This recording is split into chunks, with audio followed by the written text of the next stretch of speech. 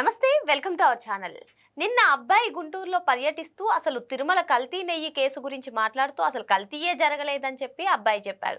ఈ రోజు బాబాయ్తో press meet పెట్టించి కల్తీ జరుగుండవచ్చు, జంతు కొవ్వు కలిసి ఉండవచ్చు అని చెప్పి మాట్లాడించారు. వెంటనే మిథున్ రెడ్డి వచ్చేసి అసలు లడ్డూ కల్తీ కాదు, చంద్రబాబు బుద్ధే కల్తీ అని ఆయన మాట్లాడతారు. వీరు చెప్పే సమాధానంలో ఒకరిదొకరికి పొంతన లేకుండా పోతుంది. మరి అసలు ఇంతకీ లడ్డూ కల్తీ అయ్యిందో లేదో సిట్ నిర్ధారించింది, కానీ అటు లడ్డూ కల్తీని చూడాలా, లేదు అంటే ఎవరి బుద్ధి కల్తీ, ఇటువంటి అంశాలన్నీ కూడా చర్చించడానికి మనతో పాటుగా ఉన్నారు సీనియర్ జర్నలిస్ట్ డివి శ్రీనివాస్ గారు. నమస్తే సార్. నమస్తే. గతంలో సజ్జల రామకృష్ణారెడ్డి మాట్లాడుతూ కల్తీ జరగడం సహజం అన్నారు సార్. మరి నిన్న గుంటూరు పర్యటనలో జగన్మోహన్ రెడ్డి ఏం మాట్లాడారో మనం అందరం చూసాం. ఈరోజు వైవి సుబ్బారెడ్డి ప్రెస్ మీట్ పెట్టారో.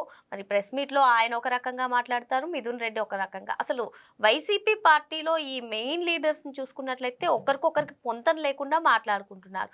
మరి లడ్డూ కల్తీ జరిగిందో లేదో సిట్ నిర్ధారించింది, ఛార్జ్ షీట్ కూడా దాఖలు చేసింది. ఇవన్నీ పక్కన పడితే అసలు ఎవరి బుద్ధి కల్తీ అంటారు, ఈ లడ్డూ కల్తీ ఏంటి, ఎవరి బుద్ధి కల్తీని చూడాలంటారు? ఇప్పుడు దొంగతనం చేస్తున్న సందర్భంలో దొంగను పట్టుకుంటే ఏం చేస్తాడు? మీదపడి కొడతాడు, పారిపోవాలని చూస్తాడు, వీరంగం వేస్తాడు, కానీ గట్టిగా పట్టుకోవాలి. ఇప్పుడు సేమ్ ఇదే ఇక్కడ కూడా. ఏది ఇవాళ కల్తీ నెయ్యి స్పష్టంగా సిట్ ఛార్జ్ షీట్లో చెప్పింది. 60 లక్షల కిలోలు. అది నెయ్యి కాదు, అది కెమికల్ జెల్. అది వాళ్ళు అక్కడ కొన్న palm oil, palm olive oil, refined oil, palm kernel oil అవన్నీ కలిపి లప్సా అనే దాంతో చేశారు. ఆ లప్సా అనేది టాయిలెట్లో, బాత్రూముల్లో వాడేది అని 60 లక్షల కిలోలు కెమికల్స్ కలిపారని సిట్ ఛార్జ్ షీట్లో ఉంటే, జగన్మోహన్ రెడ్డి నిన్న గుంటూరు వచ్చి క్లీన్ చిట్ అంటాడు. ఛార్జ్ షీట్లో మా బాబాయ్ పేరు లేదు, భూమన పేరు లేదు, సుబ్బారెడ్డి భూమన పేరు అందులో చేర్చలేదంటే క్లీన్ చిట్ ఇచ్చినట్టే అంటాడు. అంటే ఇప్పుడు అది క్లీన్ చిట్టా, కన్విక్టా తేల్చాల్సింది సిట్. ఇప్పుడు జగన్మోహన్ రెడ్డి ప్రశ్నలకు కూడా సమాధానం చెప్పాల్సింది సిట్టే. నిజంగా మీరు క్లీన్ చిట్ ఇచ్చారా జగన్మోహన్ రెడ్డికి? ఇక్కడ నిందితులంతా మాకు క్లీన్ చిట్ ఇచ్చినట్టు సంబరాలు చేసుకుంటున్నారు. మీకు క్లీన్ చిట్ ఇస్తే అనిల్ సింఘాల్, ధర్మారెడ్డి, బాలాజీ మీద చర్యలు తీసుకోమని 11 పేజీల లేఖ ఎందుకు రాస్తుంది? రాష్ట్ర ప్రభుత్వానికి సపరేట్గా నివేదిక ఇవ్వడం ఏంటి? ఇప్పుడు అతని పైన వేటేసింది రాష్ట్ర ప్రభుత్వం. ఎవరిపైన? అనిల్ సింఘాల్. కల్తీ జరగకపోతే సింఘాల్ పైన వేట్ ఎందుకు పడింది? జగన్మోహన్ రెడ్డి ప్రమాణ స్వీకారం ముఖ్యమంత్రిగా ఎప్పుడు చేశాడమ్మా? 30 మే 2019. మరి సుబ్బారెడ్డిని టీటీడీ బోర్డు చైర్మన్గా ఎప్పుడు చేశావు? 22 జూన్. అంటే 22 రోజుల్లో ఈ బాబాయిని తీసుకొచ్చి చైర్మన్గా పెట్టావు. అంటే ఎంత స్పీడ్, ఎందుకంత హడావిడి? సరే పెట్టారు. పెట్టిన తర్వాత వెంటనే మళ్ళా కొనుగోళ్ల కమిటీలో ప్రత్యేక ఆహ్వానితులుగా చెవిరెడ్డి భాస్కర్ రెడ్డి, భూమన కరుణాకర్ రెడ్డి చేర్చారు.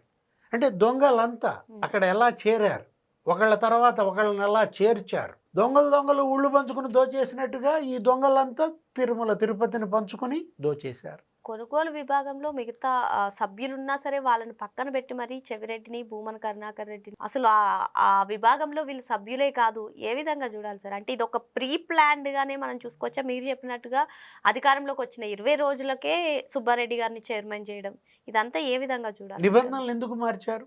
టెండర్ నిబంధనలు చాలా బలంగా, పటిష్టంగా 4 లక్షల లీటర్ల ఆవు పాలు సేకరించే సామర్థ్యం డైరీకి ఉండాలి. డైరీ 3 ఏళ్ల అనుభవం ఉండాలి.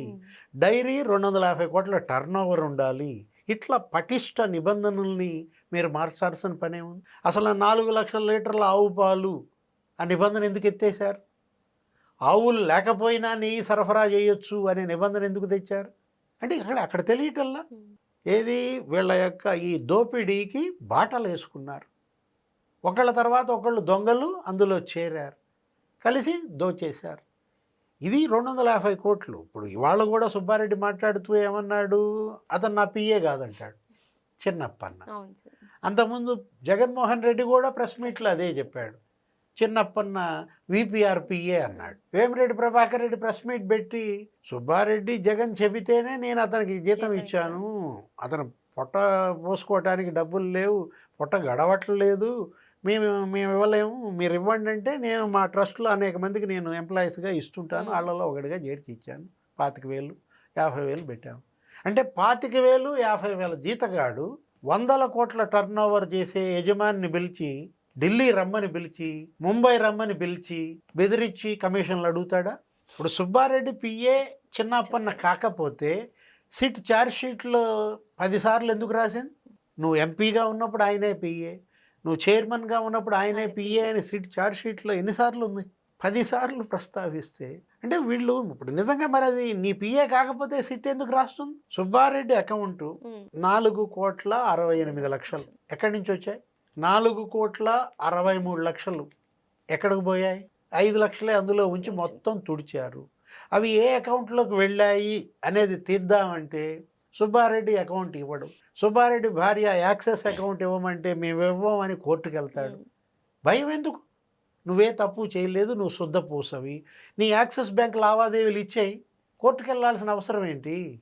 ఇప్పుడు దీని మీద కూడా కోర్టుకు వెళ్తాడా? క్యాబినెట్కి అధికారం లేదు. ఒకసారి సిట్ ఛార్జ్ షీట్ వేసిన తర్వాత సుప్రీంకోర్టుకి ఇచ్చిన తర్వాత మరి ఇది సుప్రీంకోర్టు తీర్పు ఉల్లంఘన, కోర్టు ధిక్కారం అని చెప్పి మళ్ళా కోర్టుకు వెళ్తావా? దొరికిపోయారు.